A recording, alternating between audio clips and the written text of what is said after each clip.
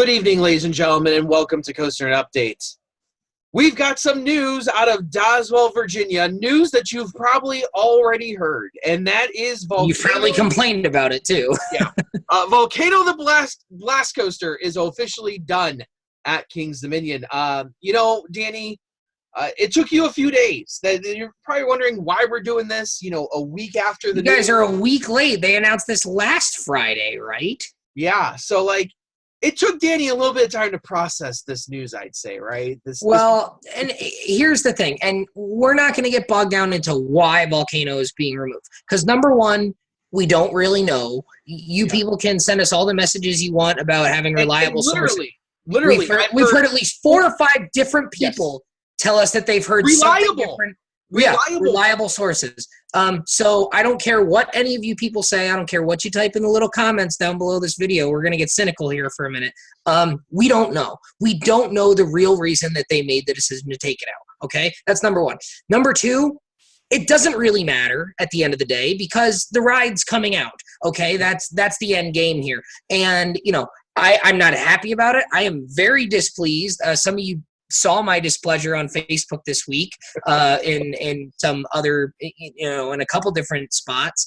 Some of you have talked to me about it, and I've expressed my displeasure, and that's fine. At the end of the day, none of your little petitions on change.org, complaining and writing nasty things to the park. And, I commented on a post or two of theirs. I was very respectful. I didn't curse anyone out. I expressed my displeasure, and I moved on. Now, on my personal page, I was maybe not so clean. But at the end of the day, that's not going to change it. It's like my hockey coaches always told me, you can complain to the referee all you want. They're still going to call the penalty on you, and they might even do one worse. So, that's fine. So, number one, we don't know. Number two, it doesn't really matter. And number three, as much as we would like to complain about it here and bitch and moan, all we can do now is to move forward and look at what might be coming in its place. King's Dominion has a real predicament here because speaking of the social media posts, there are a lot of people upset about this. And it's not coaster enthusiasts. If it was coaster enthusiasts, like we said, the coaster enthusiasts, we all know, make up a very small portion of everyday ticket sales.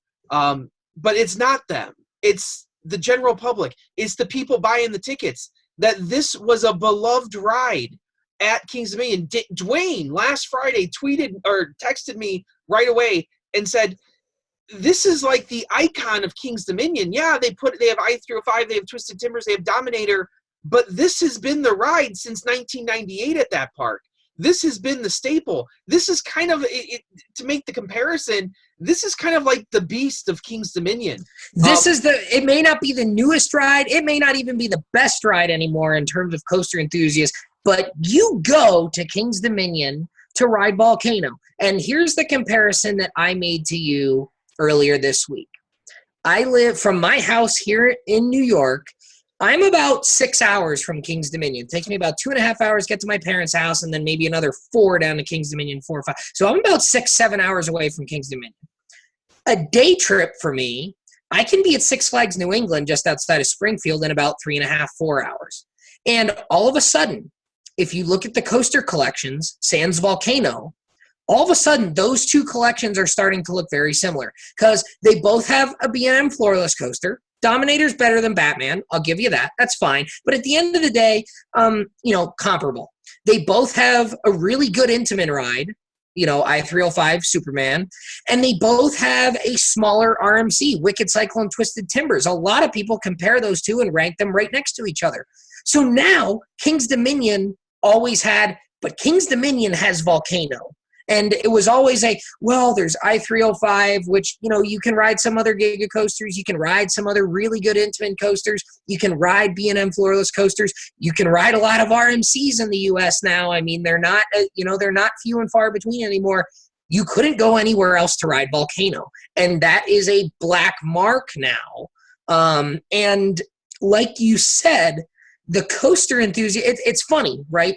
Because the coaster enthusiasts like to talk about how Well, they're taking out this ride because it was a maintenance nightmare, blah, blah, blah. Fine, we're not going to get into that. And people like to say, well, it wasn't popular with the general public. Georgia Cyclone. There were people who, myself, coaster enthusiasts, who didn't like that they RMC'd the Georgia Cyclone because they really liked the Georgia Cyclone. But the general public, in vast majority, hated the ride. Yeah. So when I sat here, this time last year, and I said, I loved the Georgia Cyclone. I am not happy that they did what they did to it. But at the end of the day, I get it because it wasn't a popular ride. And you cannot sit here and tell me, and you'll never convince me that Volcano wasn't a popular ride. And that's been the narrative too. People are trying to start this narrative that Volcano wasn't popular.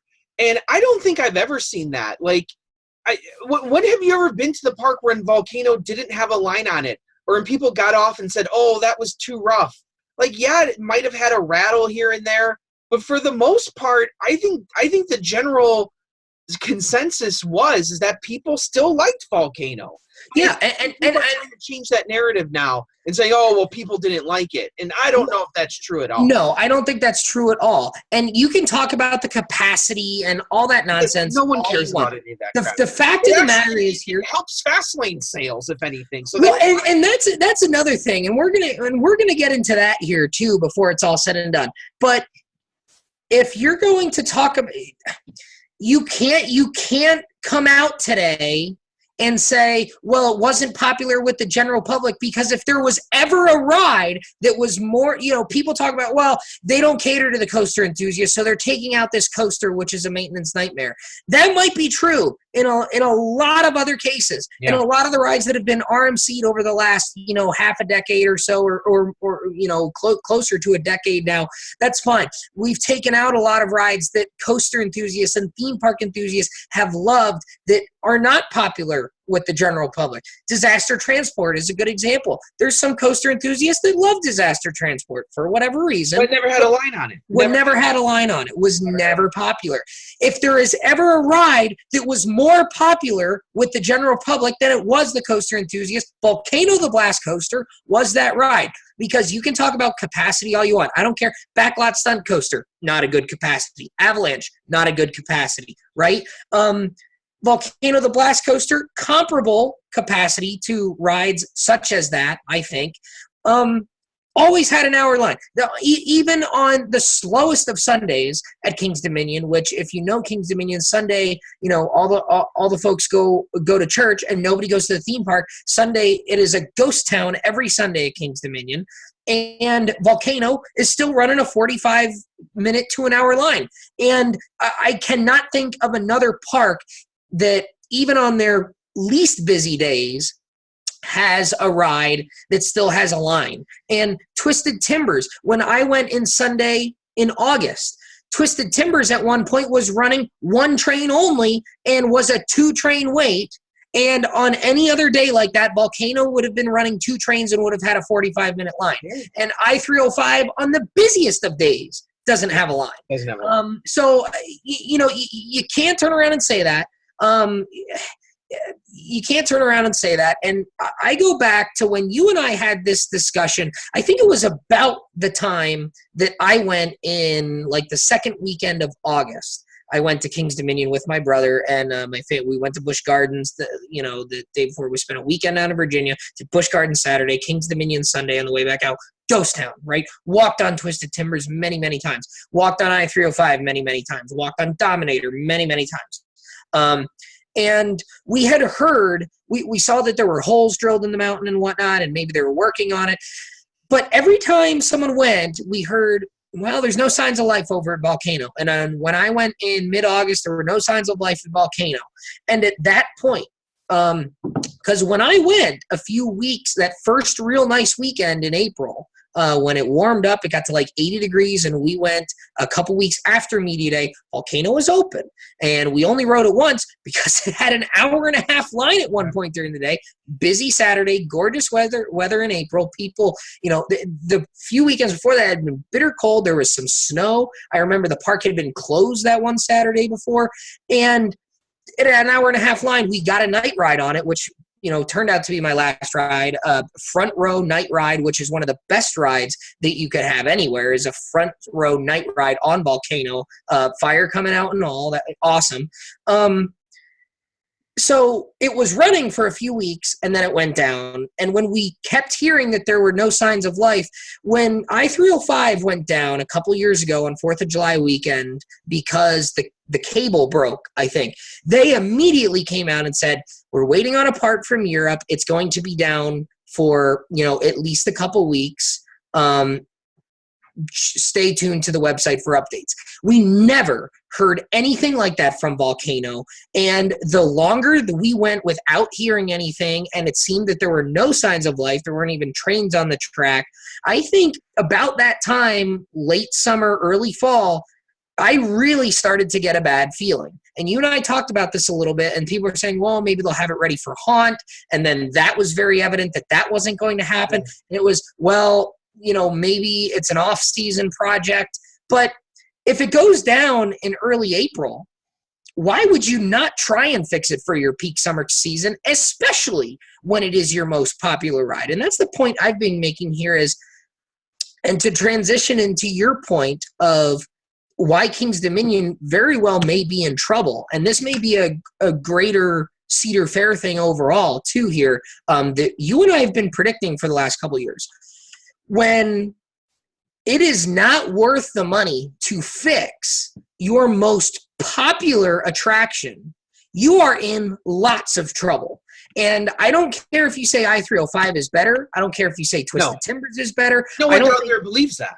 No. And look, coaster enthusiasts, I rank I-305 and Twisted Timbers higher than Volcano on my steel rankings. And Volcano on its best day, I probably wouldn't rank higher than either of those two rides in terms of my steel rankings. But in terms of uniqueness, and we like to talk about the difference between best and favorite, Volcano was always the favorite at King's Dominion. And standing in line for other roller coasters, you could ask as many general public guests as you want what their favorite ride at the park was, and 9 out of every 10 would tell you Volcano.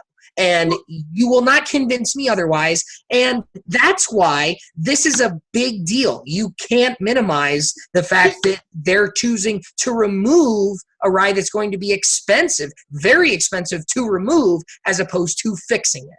Well, and just that we wouldn't be sitting here right now if it wasn't for Volcano, because Devin Olson, who started COASTER-net, started it because he fell in love with Volcano. And he wanted to talk about it. We probably would not be sitting here with all the logos all around and, doing these updates for you guys if it wasn't for this ride. This ride, and I can even remember, watching Saturday morning cartoons, and, in 98 and watching television and seeing a commercial for King's Dominion in Chicago and seeing this unique roller coaster that I had never seen before.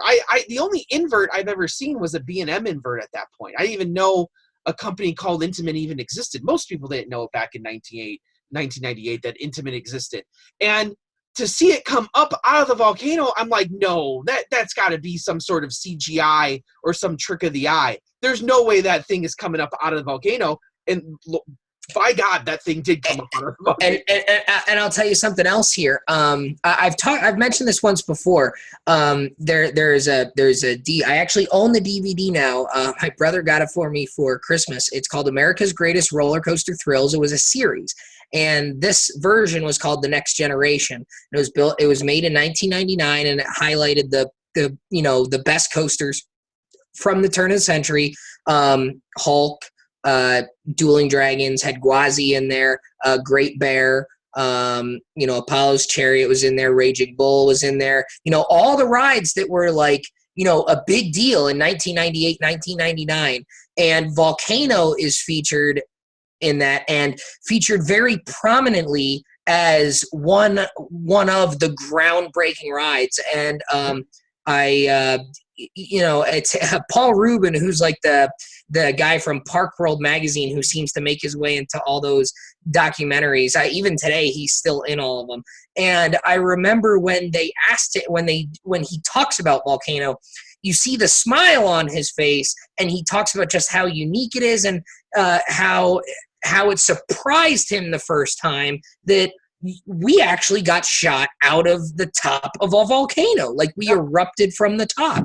And it was just such a unique and weird thing. And I watched that. I remember it was a VHS tape back in the day when we rented it from our local library. They had it. And I remember of all the rides that were on there, Joker's Jinx was on there, Ghost Rider, Twister, Knoebels, all these rides, Volcano stuck out as the ride to me that was, wow, that's a ride that I want to go ride. And I remember the first trip we made to Volcano was the reason we got the Cedar Fair Max Pass before it was the Platinum Pass. We went to Dorney Park and we got the Max Pass, and the first non-Dorney Park Cedar Fair Park we went to, we did a weekend trip. We went to Geauga Lake and Cedar Point in 2007. And my parents said, well, what other park do you want to go to with this pass? Kings Island, Kings Dominion, Carowinds. And I said, no, I want to go to Kings Dominion. I want to ride Volcano, the Blast Coaster. Yeah. And I have the DVD, the on-ride DVD, because they had the video cameras on it at the time of my dad and I riding Volcano, the Blast Coaster. On our first ride on Volcano, the Blast Coaster. There's reverse POV footage from 2007 of Danny Miller and his dad riding Volcano, the Blast Coaster. We're gonna need to post that. We're gonna seriously. Why is that not on the website? And when you watch this, and my dad is not one to get overly emotional about things. He's very cool, calm, collected, laid back. I, on the other hand, I'm a bit more exuberant, if you will. And when you watch this, and it's got B-roll cut in too, and it's got some POV cut in there too, and it's got music to it. But you can see the sheer joy on both of our faces, how much we are enjoying riding that roller coaster. And, I'm not trying to convince anyone that Volcano was a perfect ride. No, it wasn't. Okay. Nobody's trying to convince anyone of that. But, this is a dark, dark day for coaster enthusiasts, because whether we realize it right now while we're sitting here or not, Volcano really was kind of the mark of a transition from one period of coasters to the next. It really went outside the box in terms of it had a lot of firsts, and you could say it was a prototype ride, but in a way, it almost did the same kind of thing that Maverick did, where we're not going to go taller, faster, more loops, longer, more inversions, crazier maneuvers. Volcano didn't do that. Volcano was all about, we're going to build a really, really, really fun, unique roller coaster. Volcano fits into the same mold that Maverick and, Verbolten, those types of rides. It fits into that type of mold. And those are the rides that when they go away, you don't always appreciate them right away. And the way that people look at Drachenfire now, and look back and say, boy, that was a really unique ride that I wish I could have ridden. 5 years from now and 10 years from now, the younger generation of coaster enthusiasts that never got to ride Volcano are going to look back and say, boy, that's really a ride that I wish I would have ridden. Well, and so I guess that brings us to this bigger predicament that the park is in. What's next? You have I-305. You just installed Twisted Timbers this year, and then you have Dominator, and then outside of that, you have Rebel Yell, you have Grizzly, you have all these other mid-tier rides, Backlot, Flight of Fear. This Paramount supporting cast that's pretty junky overall. And then you have, and we're going to talk about this on a future show, you have what seems to be a company that is not hitting its targets financially. We're going to talk about the Cedar Fair financials that just came out from last year.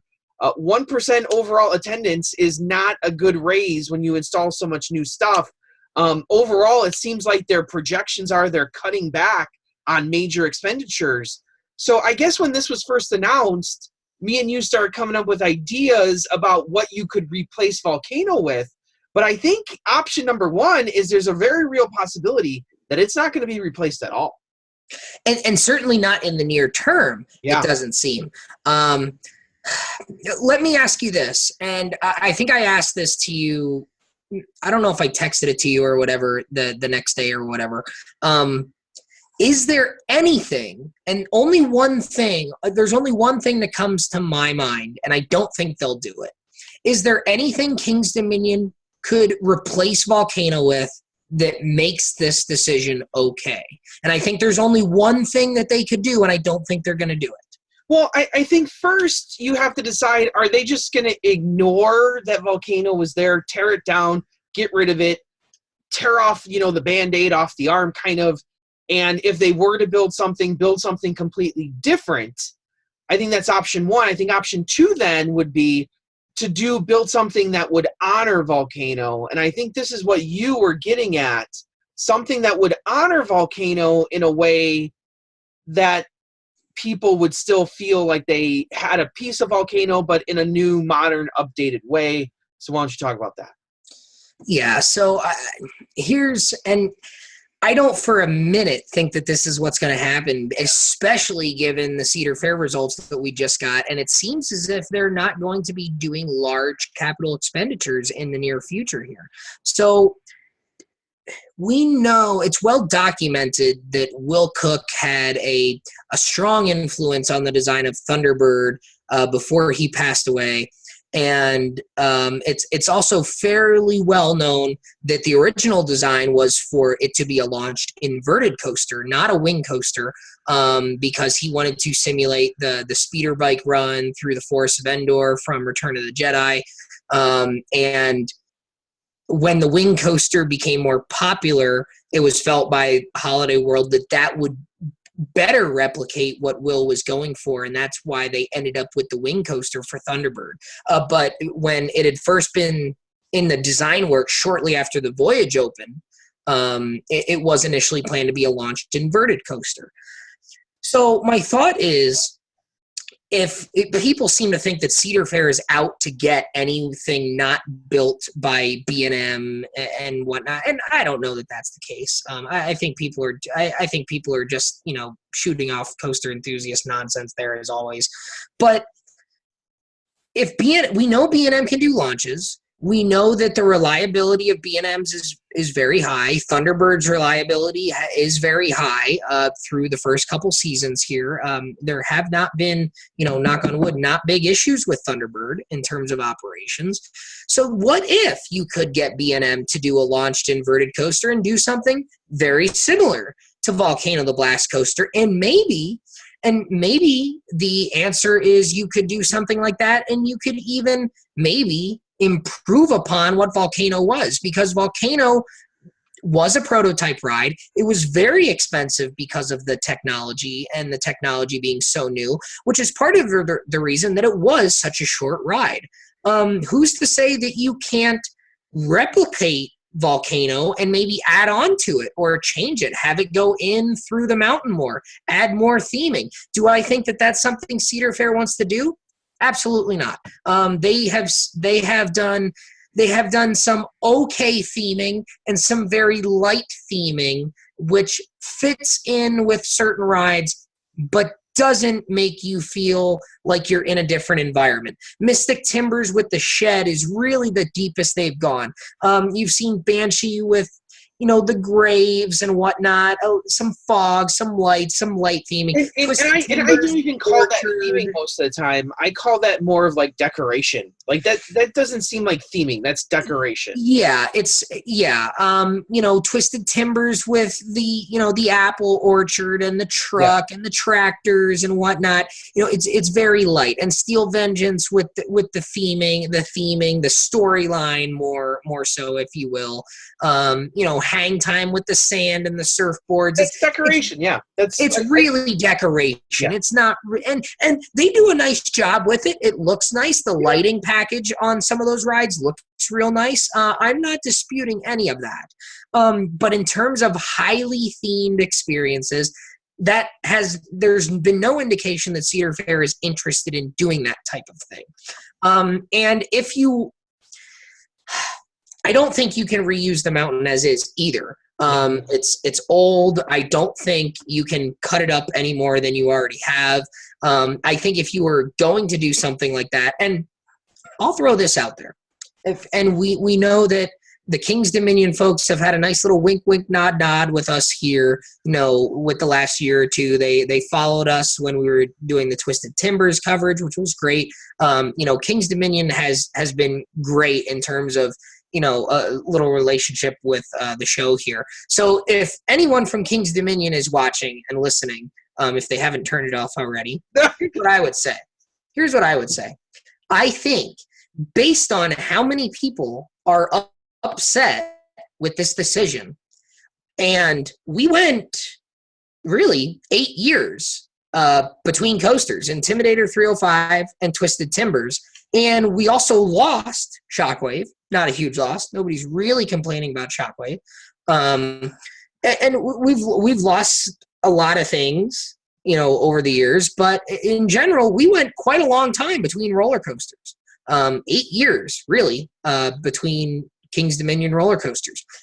I would be willing to bet, and I know I would be okay with it, I would be willing to say, don't do any major additions for the next 5 years and save up to really go balls to the wall and recreate Volcano in a couple years, have B&M come in, do a launched inverted coaster, have them not replicate Volcano, but a new experience similar to and inspired by Volcano and improved upon, make it a little longer, maybe do some, Volcano did some very simple maneuvers after coming out of the top of out of the Volcano. It did some turns, did some barrel rolls, which had some nice hang time in it, and then it dove back into the mountain. You can do some really cool stuff, do some really cool maneuvers. We've seen a lot of unique things come in the last 20 years. Give it a shot. With how many people loved Volcano, something like that would be as accepted as anything that you could do. You can ride a B&M hypercoaster anywhere. You can ride a B&M wing coaster a lot of places. You can ride a B&M inverted coaster, anywhere. But when you put the launch on it, when you put the theming around it, that's what makes something iconic and different. And someone once said, it's not hard to build tallest, fastest, longest, most inversions, but when you create an experience that you haven't had anywhere else, then that's a good ride. Well, and as much as I agree with you, I tend to think that they're going to go with option 2. And I don't think any of what I just said is happening. I don't think that's what's going to happen. I would love to see it. I don't think that's what's going to happen. And I think option 2 is you build something else maybe on the same plot of land that doesn't resemble Volcano, that you wipe away the history, start new. And here's an idea. I said this to you, a few days after Volcano was announced as closed. And I pointed back, I said, well, what if they're planning on building something else at King's Dominion in the next few years here? Not waiting 5 years, but maybe going pretty closely. Obviously not this season, but maybe for 2020. And this is what I said to you, is if you go back to June is when we started hearing the rumors that the Kaga coaster was canceled. Yes. And it seems to be that since then, people are still disputing that if it's canceled or not. It seems to be that there's more and more evidence building up that California's Great America is not getting another coaster. Even I've heard to the point of that they've already filed stuff for the water park for the next few seasons. That we're probably going to see water park expansions. And that timeline just so happens to line up with a couple months after Volcano went down, and it seems as if there was no action being taken after that. The timelines are really the timelines really match up, and a lot of people just assumed that money would be sent to Kings Island for some unforeseen reason to build a Giga or build whatever the hell they're doing over there. So then the question is, well, what if that money was already slated for Kings Island? I don't know Cedar Fair financials. They don't reveal such things as this of what money's going to what parks in the future. So we can only sit here and speculate. But what if that money from California's Great America is actually going to Kings Dominion to replace Volcano, because they know that there is now a major hole in that lineup.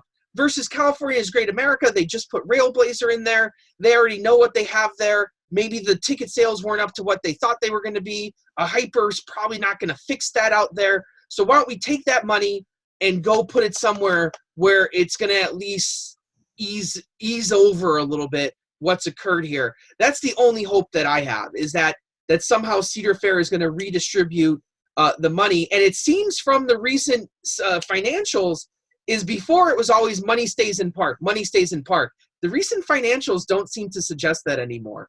The recent financials come out and say that we need to start spreading the money around to different parks to what they call bad weather patterns. So I think if they would have listened to us 3 years ago, they would have been on that train already. This whole, money stays in the park stuff, I think that's a thing of the past. That's a policy of the past, that the new financials clearly say that they need to find ways to expand these different weather patterns and not be so heavily invested in one or two parks and be able to spread the wealth a little bit. Now, who knows what that means? We'll talk about that in the future show. But I'm hoping that in the short term, that means that even though Kings Dominion might not be an attendance winner, they need to find a way to fix Volcano's absence in the ride lineup, and that we get something else, a wing coaster that they've talked about forever there, something else that's different, that's going to fit their and complement what they already have, because those three coasters are not making me think I want to drive down there and go buy a ticket right now. No, and we do know that Knott's Berry Farm was a very strong performer in 2018, and that the response to hang time was very strong. And we do know that Cedar Point's numbers were not what they expected, and still good, like up. But not up for installing the best coaster in the world, let's be honest. Right. And we could probably safely assume that Kings Dominion's attendance numbers were up a little bit, especially considering they added Winterfest, which seemed to be successful. But when you put in Twisted Timbers is probably about, roughly on the same scale of Storm Chaser, which was a $15 million ride. So let's say you put in a $15 million ride and you expanded your calendar to do the Winterfest thing, which from all accounts was quite popular. To only go up 1% is not good. That is not good. Yeah. And now, so you put in this new ride, which didn't get people through the gates during your summer season. So you can call that weather. You can call that whatever you want. I don't care. The fact of the matter is, it's not a good number. And now you're going to take out your most popular ride. That's not going to get people through the gates either. And who's to say that Volcano being down didn't hurt attendance too? I'm sure it did. We don't know what the attendance numbers are, so we're purely speculating here that the attendance was down just based on the overall numbers that we see from the park. We can pretty much assume or speculate. At least the summer season, I think it's safe to say, was not near what they expected, and I'm sure Volcano played quite a role in that. So I like I said, I don't know what they're gonna do. The fact of the matter is, Volcano's gone. I don't know that they know what they're gonna do. Well, in my estimation, they need to fill that hole somehow. And I don't know if waiting 5 or 7 years to fill that hole is the right move. I think it is coincidental. Very, I'll have to think about that one. That all of a sudden we hear about things being canceled elsewhere, and now this decision comes out. They knew this was happening. I don't think this was a secret amongst Cedar Fair that Volcano was in trouble. The question is, when did they finally pull the trigger on it and pull the plug? I don't know when that happened, but it could very well have been early in the summer last year, since there was basically no movement at all, in any of trying. No, I think, like you said, I think the timelines are very, very suspiciously convenient to how they line up. And maybe California's Great America didn't do the numbers they wanted. Maybe it did, and they're okay with waiting a little bit. And they're saying, you know what, we didn't expect that never makes sense to me either, them putting in 2 coasters back to back like that. No, that didn't seem to make a whole heck of a lot of sense to do that. You would go, conventional wisdom would say, let's put in a smaller investment ride, maybe a $10 million ride or something, and see what it does. And if we get a little bit of a spike, then maybe, if it's a single or a double, then maybe you go for the home run. Maybe you bring in the $25 million B&M or the $25 million Mac or whatever you want to do.